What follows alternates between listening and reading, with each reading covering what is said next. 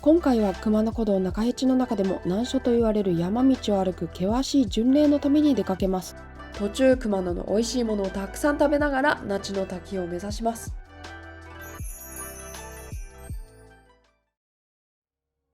今回やってきたのは和歌山県。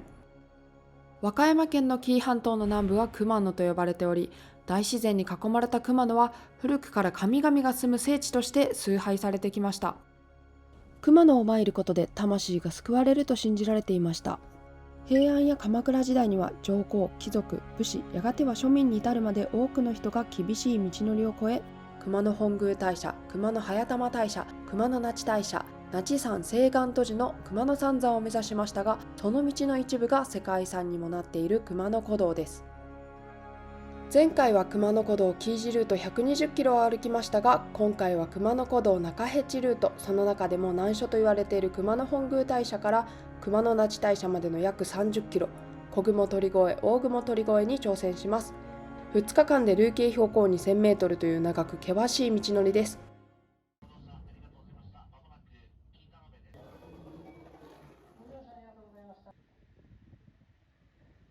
はい、こんにちは、マレです。なんとまたこの場所に帰ってきました。紀伊田辺駅です。前回紀伊路120キロを歩いた時に最終日ここで旅がね終了して目的地の最終場所に着いたのがここで、また去年のね映像を覚えている方はいるでしょうか。で今回は前の紀伊路とは違って山の中を歩いたりもするのですごい楽しみです。行ってきます。それではバスに乗って移動していきます。紀伊田辺駅から熊野本宮大社まで1時間に1本のバスに乗って移動します。大院町をゲットしたら河合温泉に移動して、今日はここに1泊。翌日熊野本宮大社に戻って熊野詣のスタートです。本宮大社で下車し、今回の旅を楽しむための大院町をもらいに熊野本宮館に寄り道します。観光情報や地域情報を発信している拠点、世界遺産熊野本宮館では、熊野詣をする前にどうしてこの熊野を人々が参拝するようになったのかを知ることができます。紀伊路と同様に今回もスタンプを集めるため、ここで大印帳を購入します。この熊野古道とスペインのサンティアゴ・デ・コンポステーラ巡礼路は世界遺産に登録されているたった2つだけの巡礼道ということから、姉妹道提携を結んでいます。お互いのスタンプを集めると2つの道の巡礼者として記念品がもらえるそうです。次は明日の巡礼に備えて熊野本宮大社の境内にある砂防提灯庵で和菓子をいただきます。熊野詣餅は熊野を訪れる人たちの無病息災を祈願して作られているそうです。春限定のうぐいす餅と詣餅の食べ比べセットをいただきます。うるち米というお米を焙煎した粉をかけた毎朝つきたてのお餅が熊野詣餅。えんどう豆を使用したあんを練った牛皮で包んだのがうぐいす餅です。焙煎した香ばしい香りともちもち食感が美味しいです。うぐいす餅も食べてみます。うぐいす餅は餅がとろけるように柔らかくて、全然食感が違って面白いです。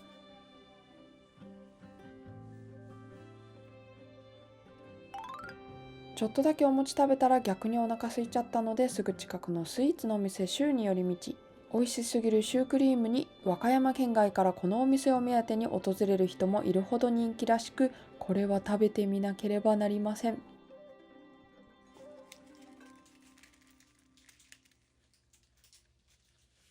これはわざわざ食べに来るうまさ。シュークリームの生地が全然違う。サクサクでカリカリなパイに近い生地に濃厚なクリーム。生クリームとも違うこのクリームがうますぎます。これだけチューブで飲みたいくらいです。一人で10個くらい食べたいところですが、人気すぎて一人が買える個数に限りがあるようです。こちらは梅酢チーズケーキ。隠し味に梅酢を使ったチーズケーキは風味が濃厚で、これまた最高です。スイーツでお腹が満足したところで本日の宿に移動します。川湯温泉は大東川の河原を掘ると温泉が湧き出す珍しい温泉地で、冬場は河原に作った大きな露天風呂である千人風呂でにぎわいます。露天風呂では川のせせらぎを聞きながらゆっくりすると日頃の疲れが吹き飛ぶようです。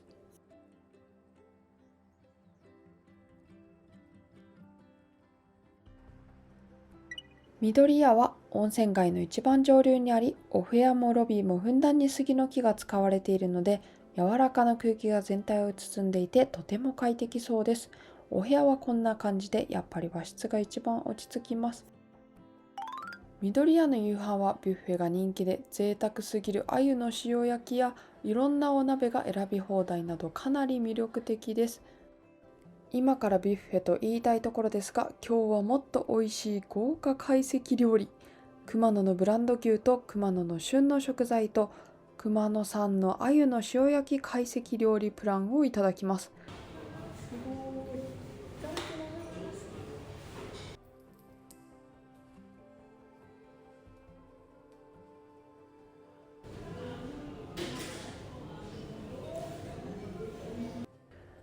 鮎の塩焼き大好きなので、これは最高です。箸でほぐすの待ってられないので、これはもうかぶりつきましょう。うまー。鮎の身ってなんでこんなにふわふわなのかな。あと10匹お願いします。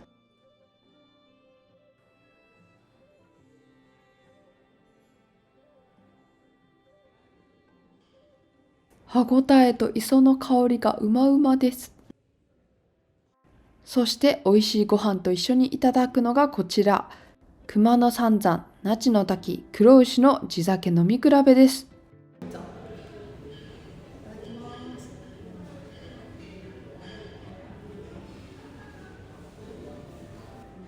熊野三山は辛口ですが、口当たりがよく飲みやすいです。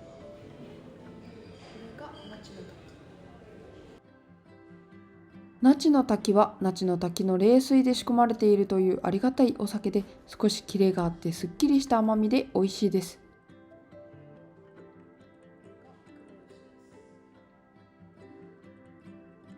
黒牛はコクがある濃厚な味と香りで、さっきの2つとは全然違います。いや、那智の滝、個人的には那智の滝が好きです。最後に熊野牛のすき焼きです。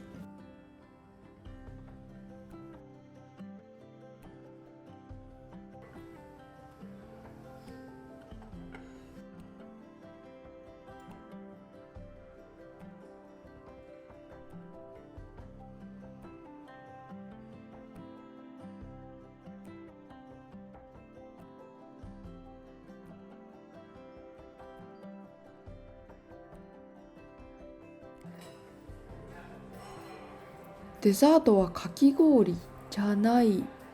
氷の中にフルーツがいっぱい入ってます。料理一品一品すっごく美味しくって大満足な夕飯でした。最近胃袋の許容量がバグっているせいで、ものすごい勢いで料理がなくなっていきました。そして翌日、朝食は4種類のおかゆビュッフェ。いろんなおかずにデザートもいっぱいです。せっかくなのでいろんなおかずでおかゆ全種類いただきます。おかゆは梅がゆ、茶がゆ、川湯温泉がゆ、リゾット風です。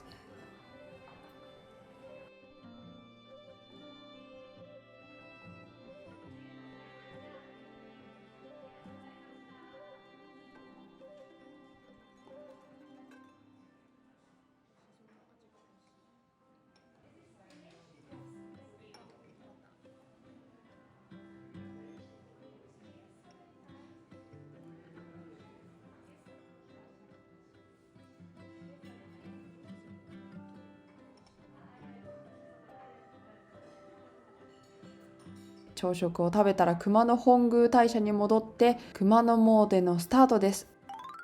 小雲鳥越は流れる雲が手に届くほど高いところを越えるという意味で、本日は熊野本宮大社をスタートし、山を越えて小口自然の家で一泊します。本日最初にやってきたのは熊野本宮大社です。熊野三山を巡れば過去、現在、未来の安寧を得られると考えられ、この3つを巡ることで新しい人生に生まれ変わると考えられていました。そして熊野古道の中でも京都や大阪から多くの人々が長く険しい道のりを歩き、最初にたどり着くのが熊野本宮大社です。主催人はケツミミコの狼で、参拝することで来世の加護をいただくことができると言われています。社殿にはケツミミコの狼、早玉の狼、伏見の狼、そして天照大神、一番右側が結びの神様、八百万の神が祀られており、順番通りに参拝していきます。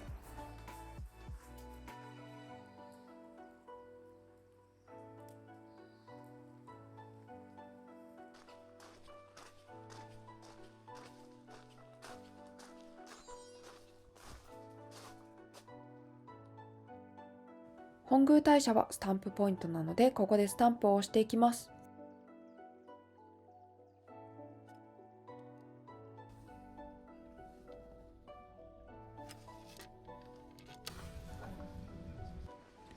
本宮大社のお参りが済んだら、次に向かうのは大湯の原。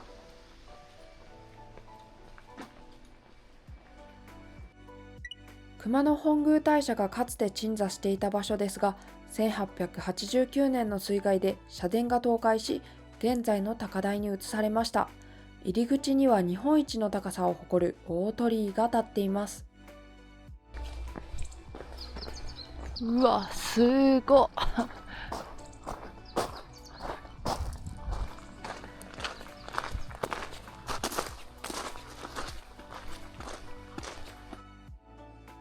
かつてはここに熊野本宮大社があり、当時約1万1000坪の境内に5棟12社の社殿、楼門、神楽殿や能舞台など現在の数倍の規模だったそうです。現在のように堤防などがなかったため、参拝に訪れた人々は歩いて川を渡り、着物の袖を濡らしてから詣でるのがしきたりでした。音無川の冷たい水で最後の水ごりを行って、身を清め、神域に訪れたそうです。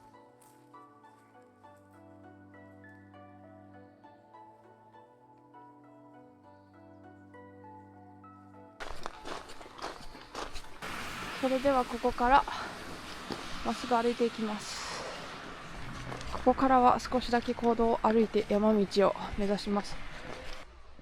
うわー、素敵。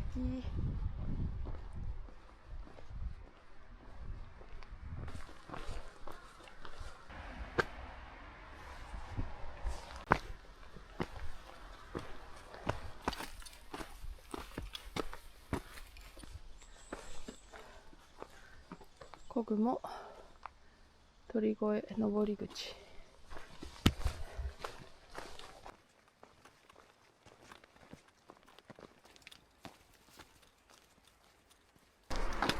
はい、道路にまた出てきました。雨が降ってきちゃいました。すぐにね、止むと思いますけど、今日はだんだんね、天気が回復する予定ではあるので、あれかな、なんか人がわちゃわちゃいる場所、スタンプポイントに到着。ここからが山道の入り口です。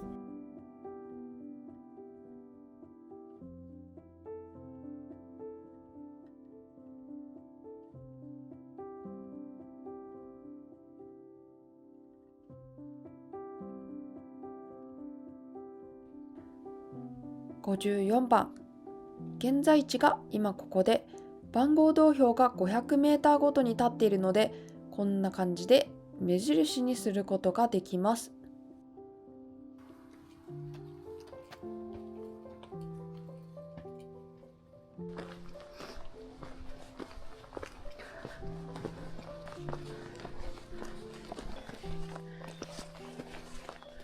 はい、うわ、すごい景色。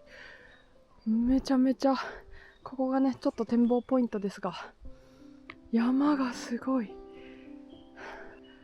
この曇りだからこそ見える水墨画みたいな景色です。52番。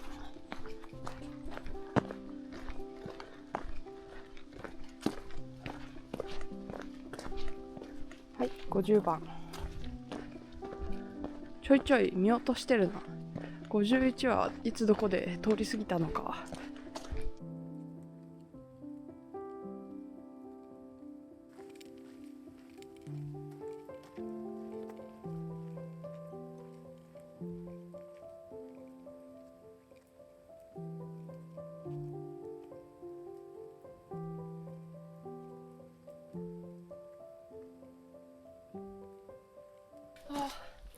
すごい気持ちいいルート。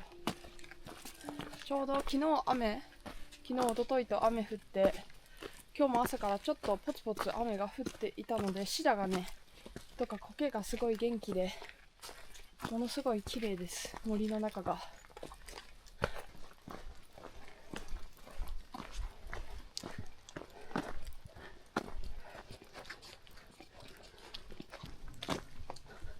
はい、ここが峠の分岐ですね。万世峠小口。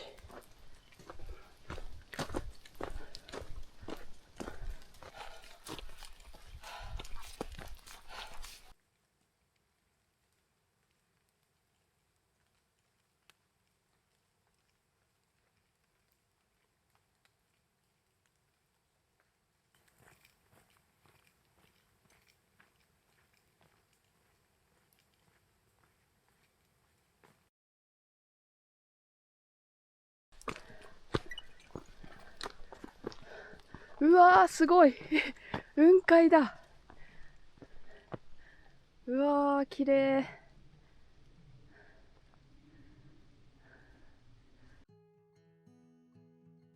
景色がいいし、ちょうど雨が止んだので、ここでお昼ご飯にします。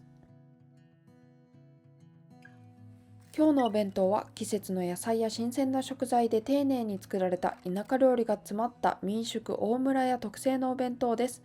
熊野の郷土料理のめはり寿司や赤飯おにぎりが入った4種のおにぎりもついていて、おかずに使われている山菜は大村屋の女将が山で摘んできたものだそうです。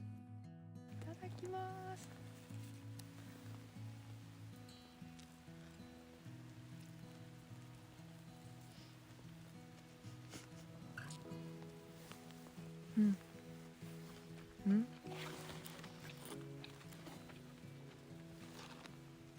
ラッパが入ってる。今休憩している百軒蔵は小雲鳥越一番の絶景ポイントです。蔵とは高い崖の意味とされており、崖の際に佇むお地蔵さんとともに熊野の美しい山並みをぐるりと見渡せる撮影スポットで、夕日が美しい場所としても知られています。はい、それでは先に進みましょう。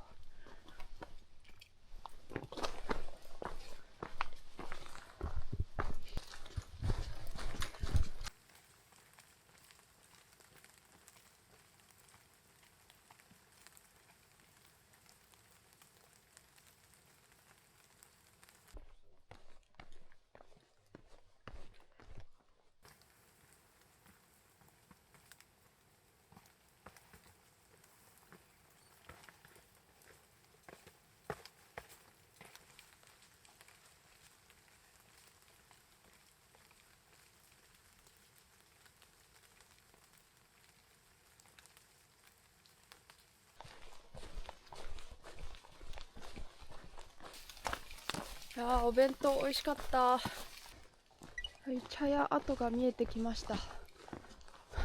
スタンプポイントの石堂茶屋跡です。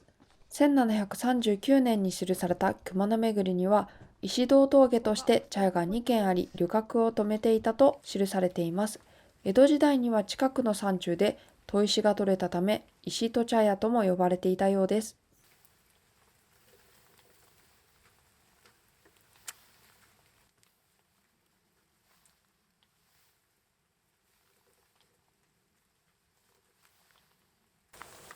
ちょっと真ん中がちゃんとできなかったけど押せました。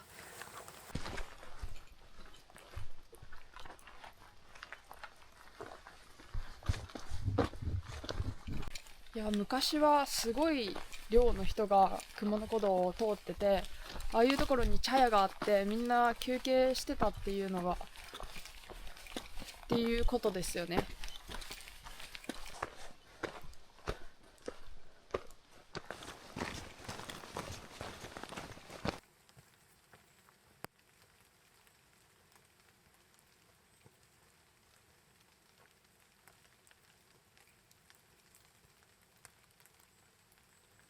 現在の季節は冬ですが、山中には緑の植物がいっぱいで大自然が感じられる山並みです。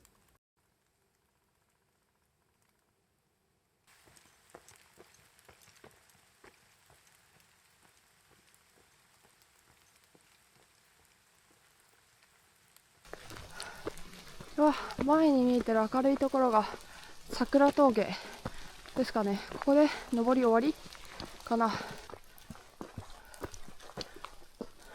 通り過ぎちゃってた。そこが桜峠ですね。次は桜茶屋跡。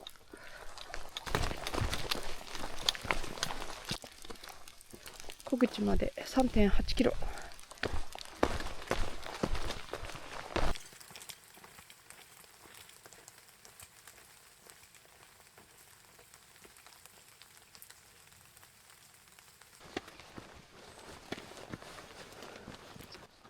この辺が桜茶屋跡。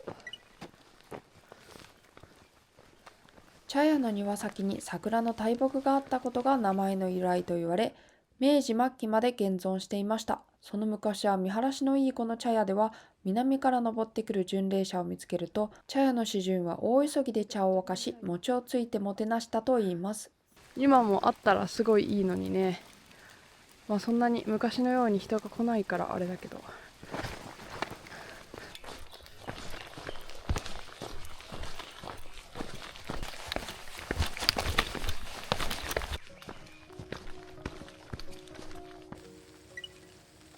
左に見えるおきり地蔵は半島上にある集落は栄えないという言い伝えから、村人がその付け根にあたるこの場所に尾を切るという意味で地蔵を祀り、村の繁栄を願ったとされています。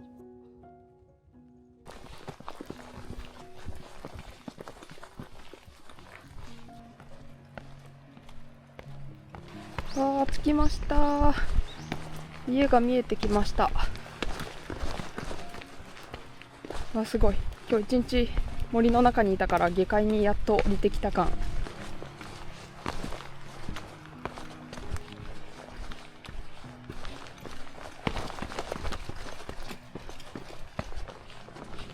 小口方面熊野古道。川と橋が見えました。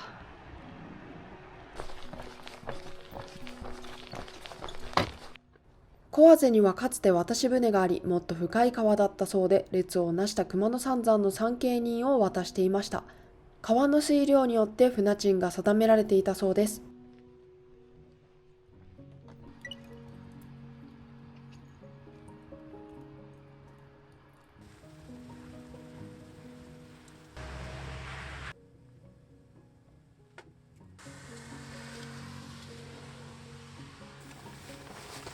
じゃあ押せました。こ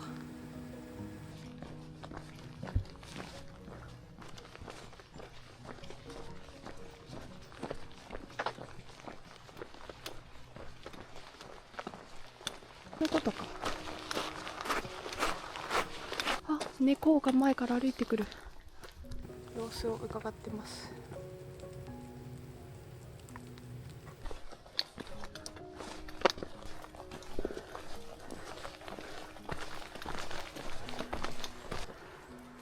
お邪魔します。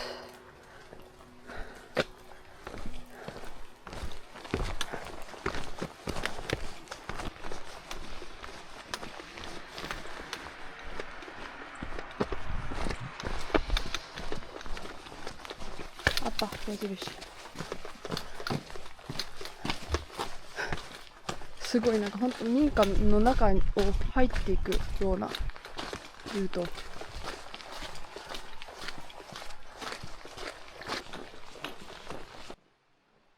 1日目のゴール地点は間近ですが、ちょっとこの南方商店に寄り道します。コンビニやスーパーは近くにないので、ここで明日の行動食になりそうなおやつを調達します。なんか懐かしいお菓子がたくさん置いてあります。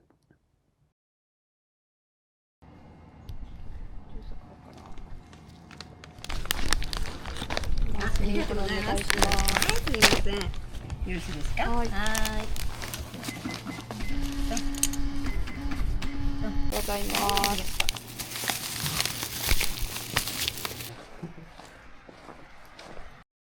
ここ小口は熊野古道中辺地の小雲鳥越と大雲鳥越の中間にある標高60メートルに位置している小さな集落で、見客の持ち主か修験者でない限りみんなここで一泊します。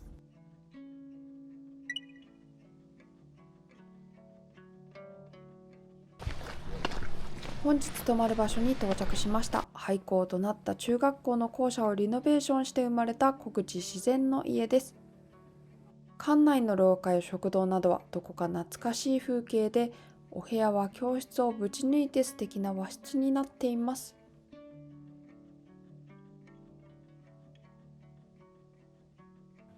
夕飯はお肉にお寿司に揚げ物といっぱい動いた後に最適な栄養満点です。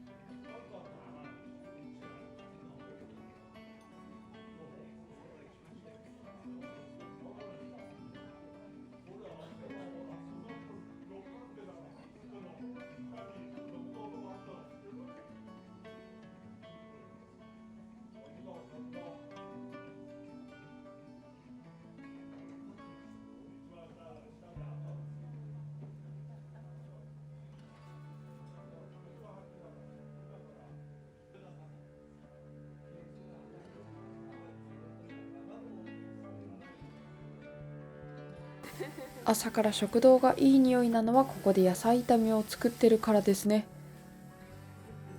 今日も朝食もりもりです。いただきます。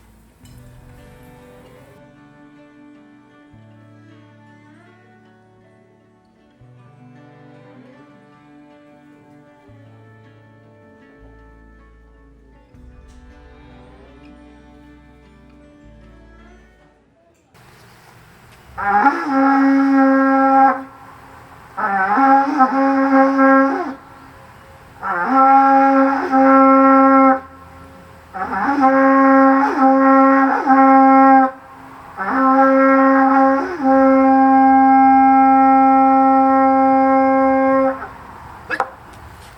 りがとうございます。出発の際にホラ貝を吹いてくださいました。朝から元気をもらって今日も頑張って歩きます。それでは2日目スタートです。今日歩くのは中辺路ルートの中でも最大の難所と言われる大雲鳥越です。道切坂と呼ばれるきつい登りがあり、この坂を登ると床腹が痛くなり切れそうだとの意味だそうで、かつての参詣人が苦戦したであろう長い登りを越えると熊野那智大社に到着します。はい、では今日ここからスタートしていきますで、スタンプをね上にあるので押していきます。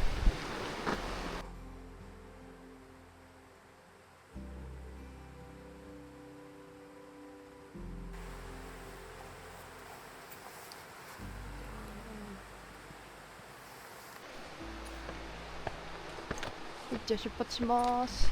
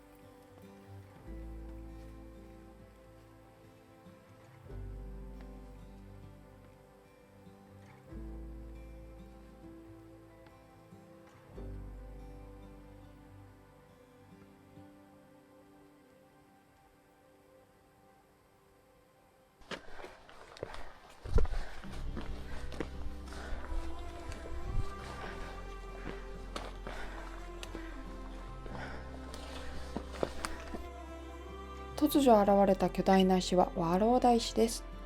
この石に刻まれた梵字は、右が阿弥陀仏、中央が薬師仏、左が観音仏を表し、熊野三山の仏を表現していると言われています。昨日の時よりこの山の中の雰囲気がすごい素敵ですね。石段とこの植物がうっそうとしてる感じが、結構雨量が多いのかな。なんかシダとか苔とかがすごい元気ですね、この山は。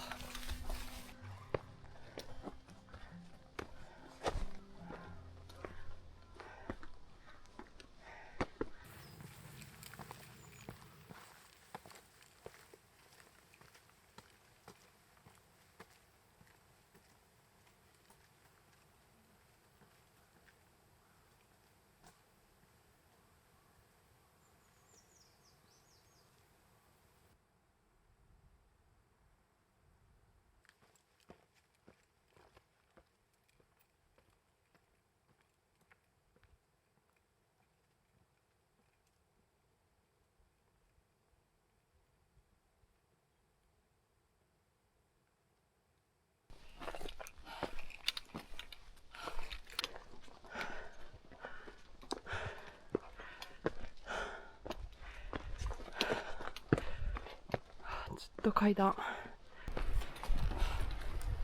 なんかすごいきつい急登とかではないんだけど、とにかく長い上りが、ずっと階段みたいな感じの上りがずっとひたすら続いてて地味に体力を削られる感じですね。はい、もうすぐ越前峠です。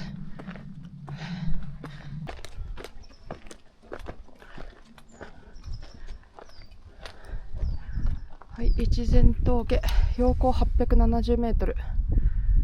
中辺地の中でも最高所となる。ここには茶屋があったようだが、屋敷跡ははっきりとわからない。越前峠と小口集落の間は延々と急坂で結ばれる。小口は標高65メートルであり、一気に100メートルの高低差を登ることになる。そう、道切坂がね、結構しんどかったですね。では行きましょう。ここから100メーターほど下ってまた100メーターほど登ります。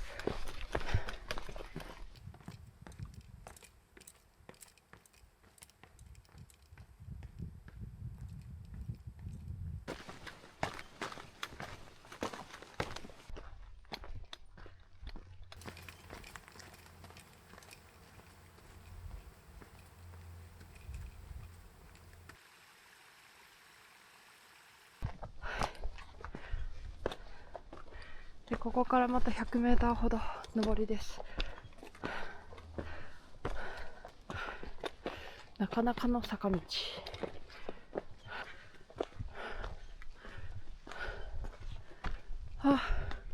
2個目の峠に着きました。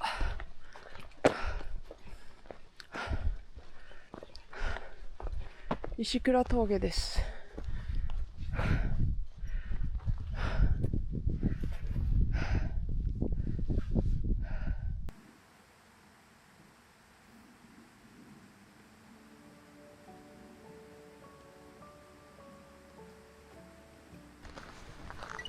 地蔵茶屋まで降りてきました。この地蔵堂には旅人を見守る仏、地蔵菩薩の石像が32体安置されています。この場所には地蔵茶屋がありましたが、現在は熊野古道の参詣者の休憩所として新しい建物がこの場所に建てられました。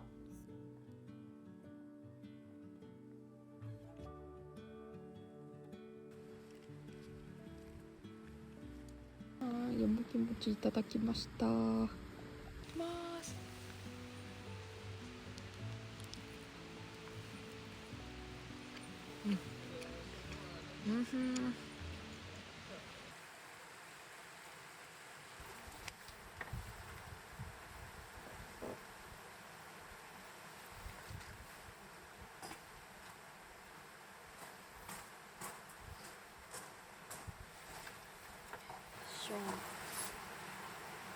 しました。はい、それでは中間地点ぐらいまで来まして、ずっと次この辺船見茶屋跡でお昼ご飯を食べたいと思います。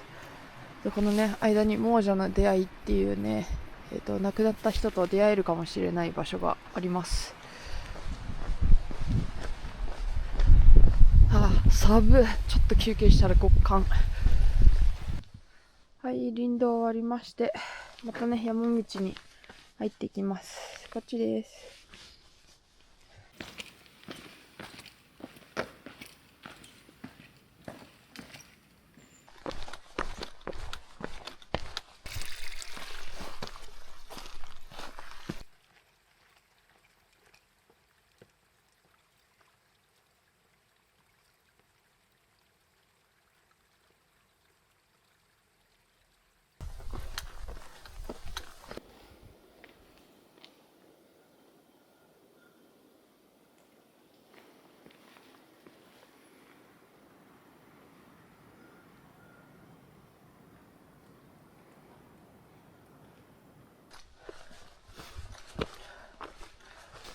ここが亡者の出会いですね。亡くなった親族や友人に出会うことがあると伝えられています。会えないね。ということで10番です。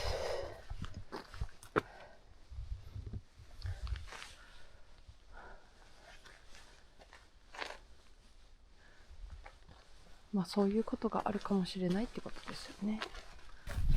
いや、まあ多分切実に本当に会いたい人しか会えないんじゃない、多分。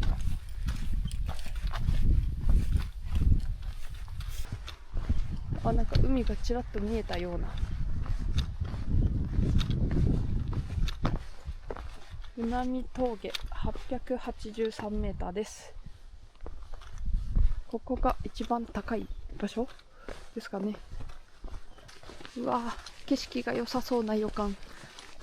ここが船見茶屋。うわー、すごい。めちゃめちゃ絶景。すごい海が見える。熊野本宮大社から熊野那智大社に向かう道中の参詣者にとって、ここは最初に海と目的地の姿を望める場所でした。標高870メートルからの大パノラマの景色を見ながら、かつての人々もここで休憩していたのでしょう。私もここでお弁当休憩にします。今日のお昼は小口自然の家でもらったお弁当です。いただきます。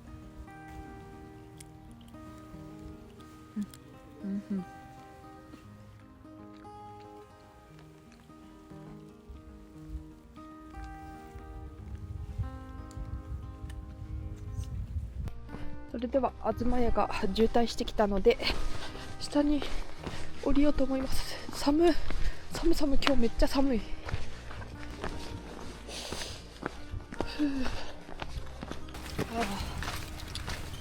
もうほとんど緩やかな下りなんで楽だと思います。道切坂結構思ったよりすごかった。多分私は普段から登山をしているので全然平気だけど、あれをそのかつての平安時代に熊野詣をしてた人たちが紀伊路で京都とか大阪からずっと歩いて紀伊路まで歩いて、紀伊路も百何十キロ歩いて、でそこからここの熊野古道の道切坂を登ったと思うと、ものすごい大変だっただろうなっていう。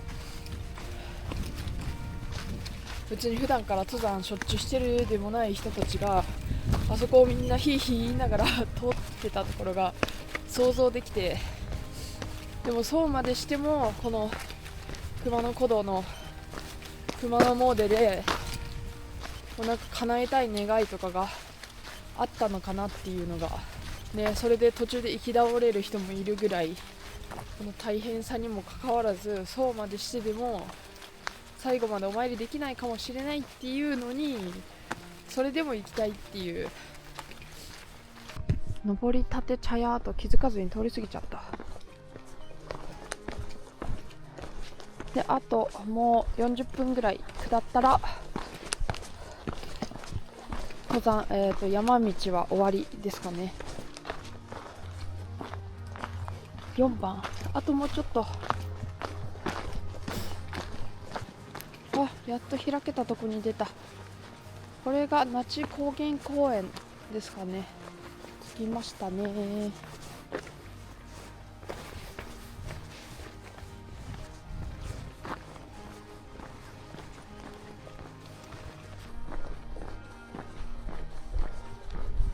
はい、ではもうちょっと那智の滝まで降りましょう。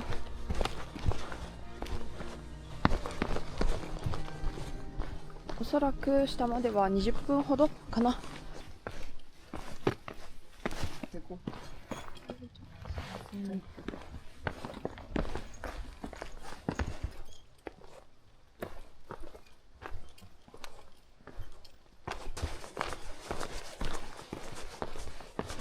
もうあとちょっと下が見えてきました。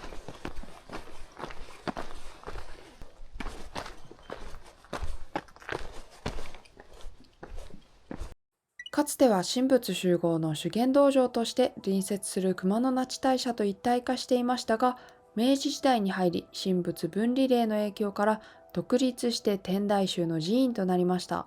1161年に始まった西国33所巡礼第一番札所でもあり、江戸時代には多くの巡礼者が伊勢神宮、熊野三山、西国33所を一度に巡礼したそうです。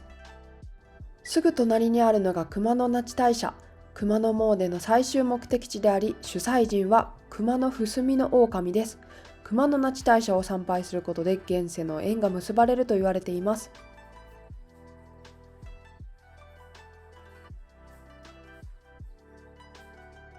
境内には樹齢約850年のクスノキのご神木があり、空洞化した幹の中に入る体内くぐりをすることができます。ごまぎに願い事と名前を書いてご神木の空洞を通り抜けると願い事が叶うと言われているので、私も体内くぐりをします。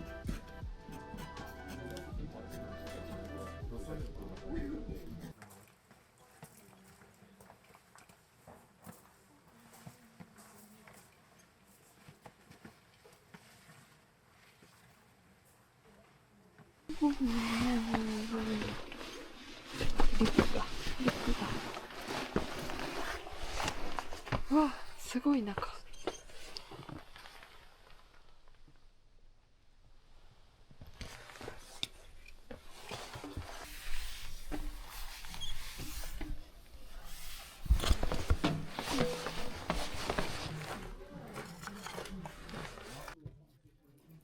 青岩都寺と那智大社両方スタンプポイントがあるので、ここでスタンプを押していきます。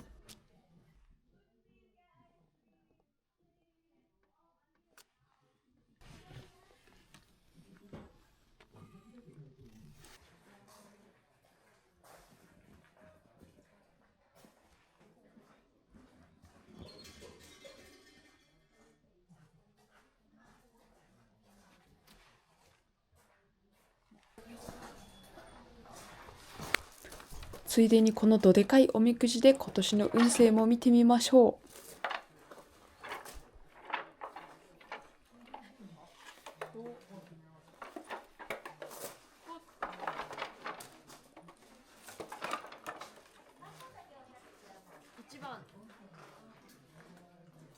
大吉だ。大吉です。向こうに見える三重の塔に移動します。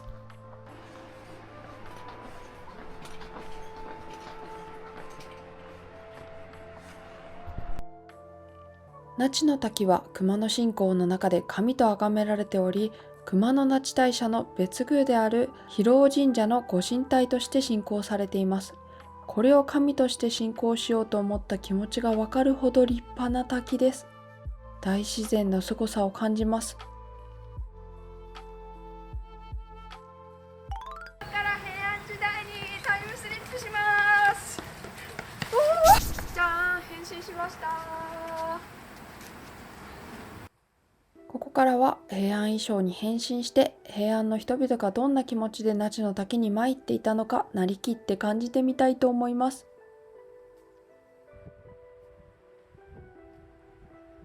一段の滝としては日本一の高さを誇り、落差は133メートルあります。この滝は古くから信仰の場所であり、那智大社は那智の滝の崇拝に起源を持つとされ、修験道の修行の場としても崇められてきました。現世の安寧を得られる那智大社、未来を導く本宮大社にお参りして、私も少しは生まれ変わったでしょうか。熊野詣を終えて本日飛ばぬ場所まで船で渡ります。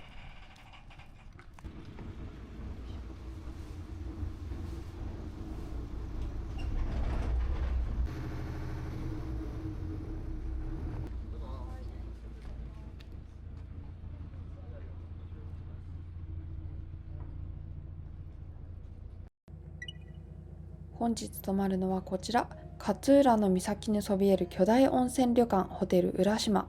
船で渡る珍しい旅館です。ホテル浦島の建物は4館あり、広さはなんと東京ドーム 4.5 倍。半島全体がホテル浦島となっています。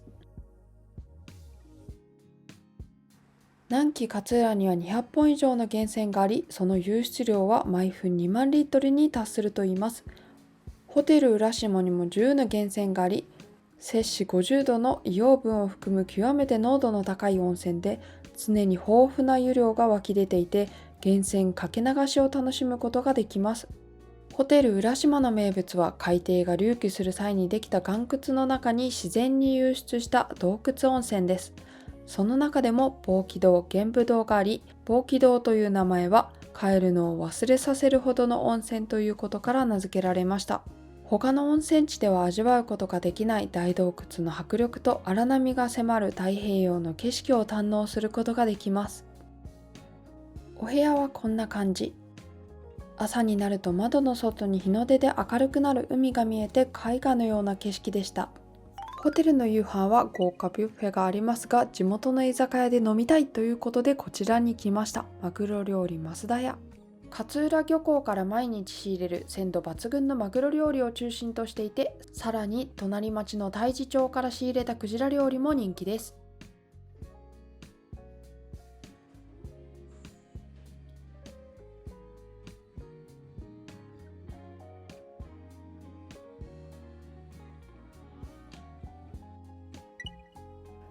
勝浦で採れた新鮮なマグロのユッケです。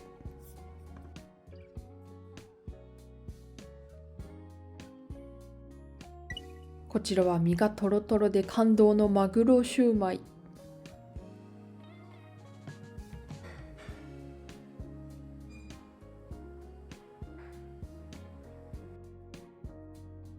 クジラ大好きでしょっちゅうスーパーでお刺身買う私、赤身以外食べたことないのでワクワクです。クジラのカノコはクジラの下顎の付け根部分にある希少な部位で、脂肪の中に肉が鹿の子状に散らばっています。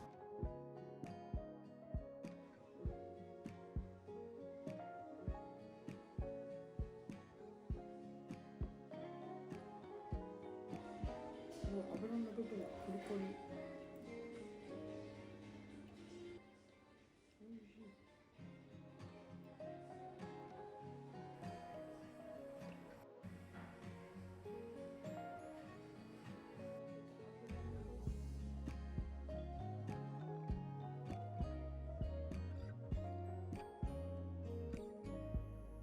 そう、脂身がトロトロなんじゃなくて、なんていうかコリコリ。これはすみません。おばき、この透明なプルプルの、コリコリ。おばきって何だろう。おばきはクジラの尾びれの部分で、ほとんどゼラチン質でできていて独特な歯ごたえがします。クジラベーコンです。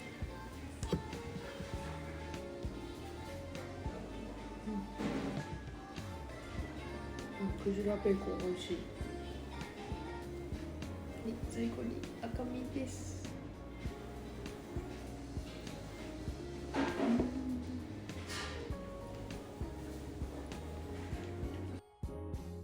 こちらがマグロトロ。見よこの美しい脂をって感じです。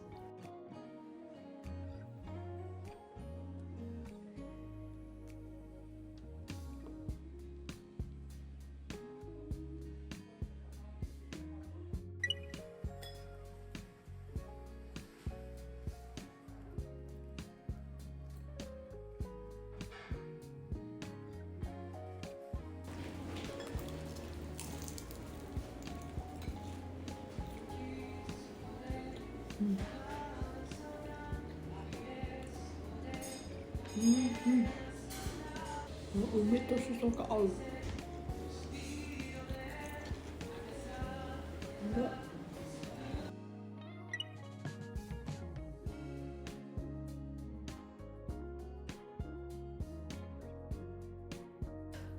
マグロネギトロ丼がうますぎる。マグロもちもちだし、ネギトロも美味しすぎてご飯が進みます。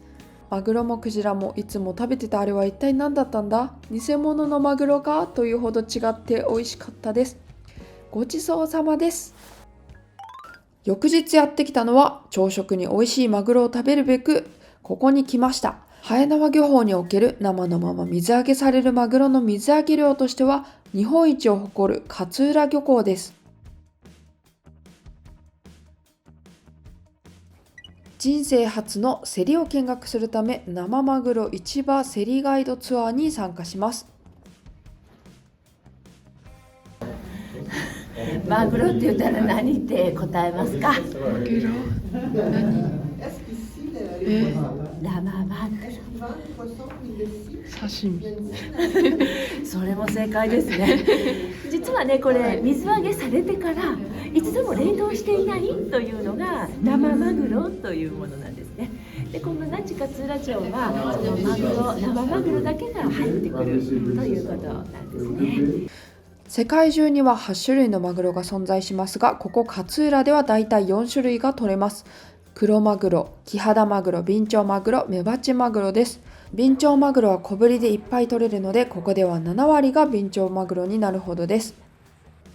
マグロの量は4種類くらいありますが、ここでははえなわ漁で取れたものだけが入ってきます。針が大きいので一定サイズ以上しか取れないようになっていて、1匹ずつ丁寧に釣り上げるため、マグロにストレスを与えず、体温上昇による見分けも少ない上、狙った魚だけを取るのが比較的可能であるため、漁業資源に対して優しい漁法だという利点があります。これは5、6年前に取れた日本一のマグロの実物大だそうです。でかすぎます。次は実際に競りが行われているところを見学します。船から降ろされたマグロを誰がいくらで買うかを決める競りです。大量のマグロを見てお腹が空いたところで今日揚がったマグロを朝ごはんに食べたいと思います。お寿司はこちらのにぎわい市場で食べられます。ここを叩きにしてますから、赤身のやつで、はい。でこれがメカジキトロでマカジキトロで、これがビンチョウマグロで、これがキハダマグロで、これが本マグロ大トロになりますね。そしてこちらがツアーパックのデラックスお寿司コースマグロ尽くしです。もちマグロとは山沢秋口水産がブランド化した勝浦漁港で水揚げされたマグロの中で特にもちっとした食感と粘りを持つもののことを言います。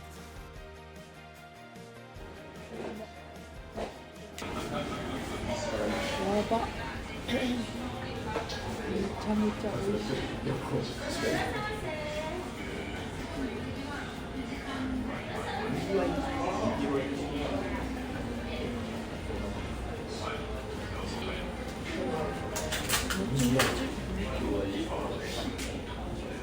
なんて言ったらいいのか、とにかくもちもちなんです。舌触り柔らかくて口の中でもちもちするこの食感と新鮮なマグロのうまさが半端ない。とにかく今まで食べたマグロの中で一番うまい。本当に食感がもちもち。お寿司が美味しすぎたのでビンチョウマグロ1本購入しました。お家で食べるのが楽しみです。そしてまだちょっとお腹空いてるなーな感じなので朝ごはんはしごします。朝7時から開いており、地元の食堂兼居酒屋って感じの雰囲気です。ここのマグロ丼が最高にうまいと地元の方に聞きやってきました。イルカの刺身と書いていて気になって注文してしまいました。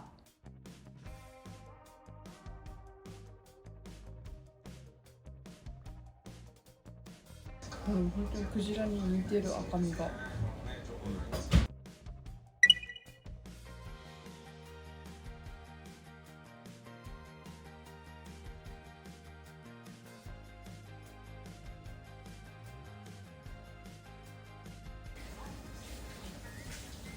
マグロがすごい分厚くて米どこだよってくらい刺身もりもり乗ってて、口の中もちもちのマグロでいっぱいになって幸せ爆発です。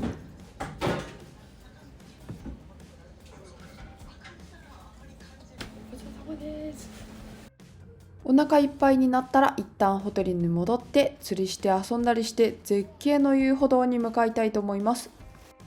展望台に向かおうとしたら目の前には長すぎるエスカレーター。これはスペースウォーカーという全長154メートル、傾斜角度30度のエスカレーターです。高低差は77メートルと日本一なんだそうです。展望台までずっと続くスペースウォーカーは上まで5分45秒もかかるそうです。そして隣にある階段はなんと428段。山屋の血が騒ぐぜ。5分45秒を切れるか挑戦してみたいと思います。はい、じゃあスタートします。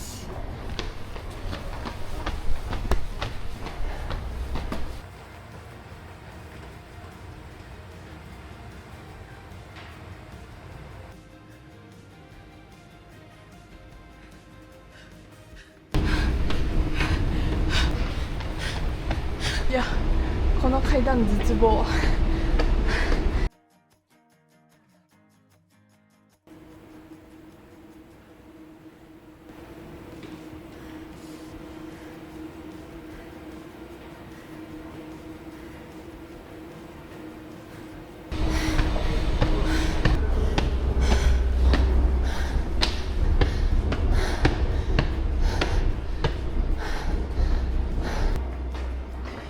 5分4秒。あー、涼しい。展望台がこっちですよね。うわー、すごい。めちゃめちゃ景色いい。やば。うわーすごっ。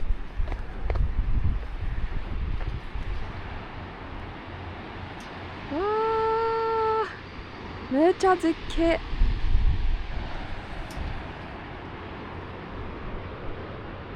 はい、ということで最後の絶景です。いやー、すごいいろいろ回りました。今回の中辺地小雲大雲と最後の那智の滝までの道のりは前回の記事からすごいね、長い街中の道を通ってしんどいね、山を越えたりね、街を歩いたりしながらみんなね、願いを込めて歩いてきたんだなと思ったら、ものすごいね、エネルギーを感じる場所を歩いた気がします。で、最後この浦島に泊まって本当に絶景で終われてよかったです。で、今度はまた中辺地の全ルート、今回全部のルートを歩いてないので、全部のルートを歩きたいと思いますではお疲れ様です。